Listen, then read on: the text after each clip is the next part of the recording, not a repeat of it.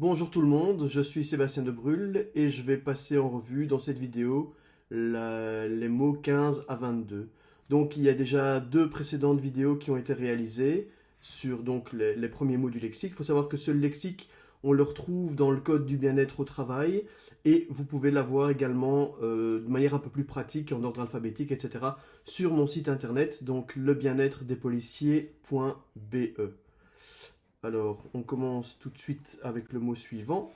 Donc, les autres personnes présentes sur les lieux de travail.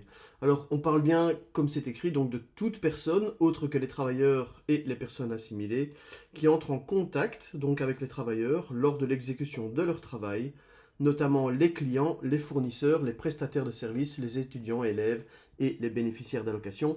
Donc, il faut bien se rendre compte qu'en fait, en matière de bien-être au travail, eh bien, il faut tenir compte également justement de ces autres personnes et notamment des aspects de violence qui peuvent survenir, que ce soit de la violence verbale mais aussi physique.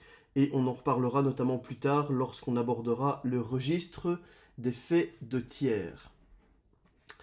Alors, le mot suivant, c'est le système dynamique de gestion des risques. Donc, ici, comme c'est écrit, c'est donc l'approche planifiée et structurée de la prévention, basée sur des principes généraux de prévention qui aboutit à deux choses, à la rédaction du plan global de prévention et du plan d'action annuel. Donc, dans les mots suivants, justement, on va définir ce que sont les plans globaux de prévention et le plan d'action annuel. Ce qui est important de noter, c'est que déjà c'est planifié et structuré. Donc ça doit vraiment faire partie de la gestion de l'entreprise ou de la gestion de l'équipe, d'avoir cette approche basée sur la prévention. Et il faut savoir que lorsqu'on écrit basé sur des principes généraux de prévention, le code précise également quels sont ces principes. Donc le fait de d'abord éviter les dangers, de prévoir des formations, de l'information, de prévoir des équipements particuliers. Donc ces principes généraux de prévention, on en parlera aussi plus tard, mais ils sont explicitement décrits dans le code du bien-être. Alors, donc le plan global de prévention, il est une des conséquences de ce fameux système dynamique de gestion des risques. Il est établi par l'employeur, en concertation avec les membres de la ligne hiérarchique et les services de prévention et de protection au travail. Donc quand on parle des services, on parle des services internes et ou externes pour la prévention et la protection au travail. Donc c'est le plan quinquennal où sont programmées les activités de prévention à développer et à appliquer, bien sûr, en tenant compte de la taille de l'entreprise et de la nature des risques liés aux activités de l'entreprise.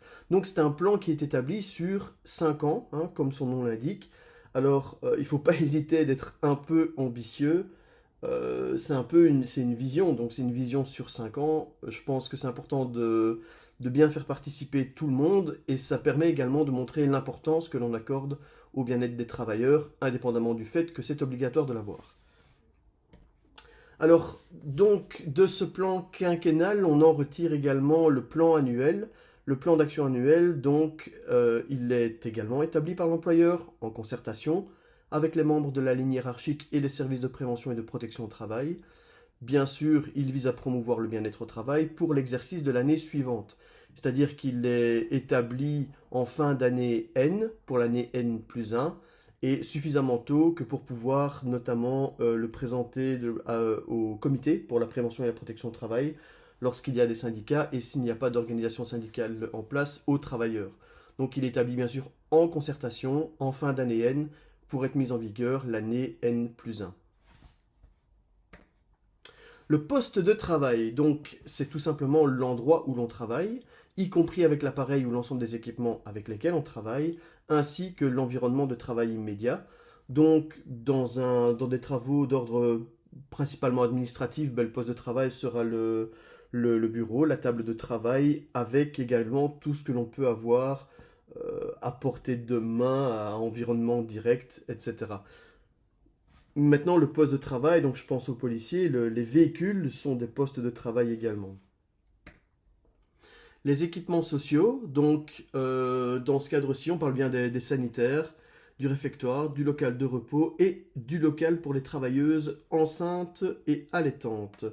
Et à vérifier, mais donc c'est pas une obligation d'avoir tous ces équipements sociaux, on verra. Et je pense particulièrement pour le local pour les travailleuses enceintes et allaitantes, mais si ce n'est pas le cas, il faut... alors ce sera vérifié, mais il y a des pauses à prévoir. En tout cas, il y a des aménagements spécifiques à prévoir, ça c'est sûr. Donc les agents chimiques, c'est tout élément ou composé chimique, seul ou mélangé, tel qu'il se présente à l'état naturel ou tel qu'il est produit, utilisé ou libéré, notamment sous forme de déchets, du fait d'une activité professionnelle, qu'il soit ou non produit intentionnellement, et qu'il soit ou non mis sur le marché. Alors dans les agents chimiques, je pense qu'il faut être bien conscient qu'il y en a très souvent dans la plupart des entreprises. Alors, il ne faut pas forcément être une entreprise ou une organisation active dans le secteur de la chimie pour pouvoir être exposé à ces dangers. Tout simplement, n'importe quel produit de nettoyage comprend des agents chimiques, vu que tout élément ou composé chimique, donc n'importe quel élément, ça peut être liquide, mais pas que, je pense à de l'eau de javel et ce genre de choses. Donc les agents chimiques, c'est beaucoup plus vaste que ce que l'on ne pense.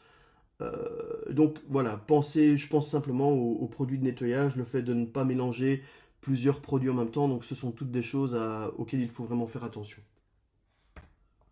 Les agents biologiques, donc ici on parle des micro-organismes, y compris les micro-organismes génétiquement modifiés, les cultures cellulaires, les endoparasites humains, qui sont susceptibles de provoquer une infection, une allergie ou une intoxication.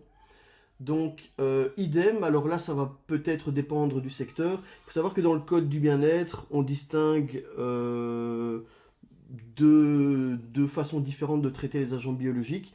Donc, soit vous êtes une entreprise qui manipulez délibérément des agents biologiques, hein, vous pouvez être un laboratoire de qualité ou ce genre de choses, une entreprise également pharmaceutique, enfin, vous pouvez volontairement manipuler ou simplement avoir des expositions non délibérées. Alors c'est typiquement le cas pour la police, vu que la police n'a pas vocation à manipuler des agents biologiques, mais par définition, elle peut être exposée au sang venant de la population ou de collègues aussi, et toutes sortes d'agents biologiques qui peuvent se retrouver dans les excréments. Voilà. Donc quand on parle du micro-organisme, on entend bien sûr donc les virus, typiquement le virus du sida, virus de l'hépatite B, etc. Les bactéries, les parasites, hein, je pense aux sarcoptes de la gale. La gale, les policiers sont assez quand même fréquemment exposés à la gale. Donc voilà, ce sont toutes ces jolies petites bestioles. Et typiquement, il n'y a pas que la police, hein, donc le traitement des eaux usées. Donc on retrouve les agents biologiques dans beaucoup plus de métiers qu'on ne le pense. Probablement moins pour des postes administratifs. Mais très clairement, c'est vraiment une catégorie de danger particulier pour les policiers. Et voilà, donc j'ai passé en revue ici 8 mots du lexique, hein, les mots 15 à 22. Il y en a encore quelques-uns que je vous présenterai donc dans une prochaine vidéo. N'hésitez pas, si vous avez des questions particulières, vous pouvez me contacter par LinkedIn, par email, par message, etc. Et si vous souhaitez voir apparaître certains mots, ben, n'hésitez pas à m'en faire part.